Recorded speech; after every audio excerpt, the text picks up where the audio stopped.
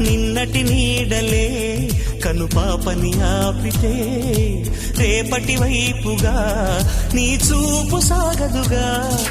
చుట్టమల్లే కష్టమొస్తే కళ్ళ నీళ్లు పెట్టుకుంటూ కాళ్ళు కడిగి స్వాగతించకు. ఒక్క చిన్న నవ్వు నవ్వి సాగనంపకుండా లేనిపోని సేవ చెయ్యకు.